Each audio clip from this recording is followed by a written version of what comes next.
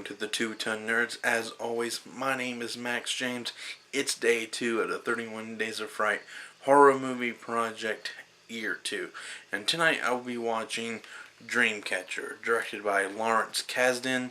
I do believe that's how his last name is pronounced. It's based off of a Stephen King novel of the same name. It has an all-star cast: Morgan Freeman, Thomas Jane, Timothy Olyphant, Tom Sizemore, Donnie Wahlberg is in this movie. So there's quite a few people in this movie. So I'm going to get right into watching it. And as always, I'll be right back in a few seconds to tell you what you need to know about this movie. I just got done watching Dreamcatcher. It's been quite a while since I've actually sat down and watched this movie, which was great because there was a great length of time between the last time I watched this, and I was able to pick up on things that I've never picked up on before, and kind of fleshed out the movie more in a way. So, but anyways, I have a lot of stuff to cover in this movie, and I have several different categories to get through. And first up is the story. The story follows these 4 lifelong friends who are out on vacation, and they're caught between the military and an alien ship that has crash landed. But the thing is, them being in the woods isn't quite so coincidental, and that's told through flashbacks. Them forming an unlikely friendship with a mentally handicapped character by the name of Duddits, and who gives them these kind of abilities of being able to read people's minds and able to talk among each other with their minds.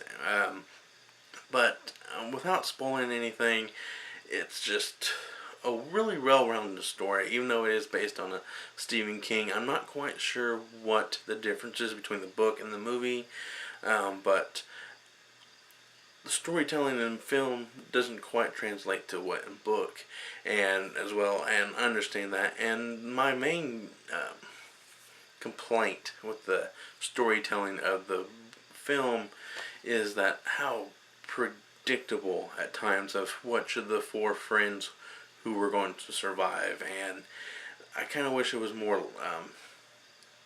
I wish there was more mystery into that, but the book is kind of clear and cut. So, anyways, next up is the cast. The cast in this movie is great. You got Morgan Freeman playing a veteran who hunts down these aliens for a living for over 25 years, and he's slowly going insane.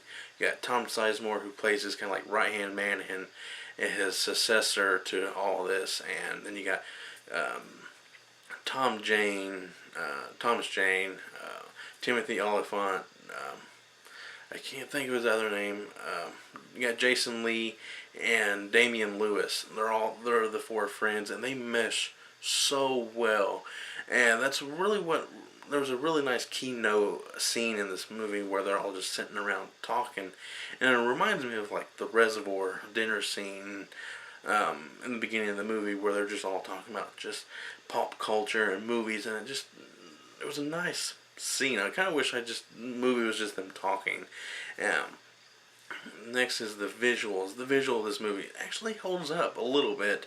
There's a few scenes where it was kind of, but like there's a scene with a dog that's dying. Dog effects have always kind of bothered me because they can't quite get realisticness of an animal when you can't really put them in a situation like that. But that's why I kind of had problems with VHS, the movie VHS 2. What I did yesterday kind of had a similar scene in there as well. But overall, this movie was great, and I do have a classification scale.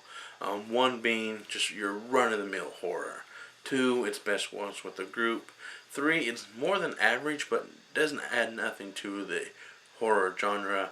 4, helps move the genre forward. And 5, being a horror classic. And it's tough to classify this movie. And I do have to say it's about a 3.5 overall. It's more than average horror because of the great cast and Stephen King, and it's pretty original story. But what doesn't help move the genre forward is that, and you kind of seen all these kind of gags before, like here and there. Like mainly like it just once you see it, you'll understand. Um, but that's really all I gotta say. So my name is Max James, and I'm gonna go geek out.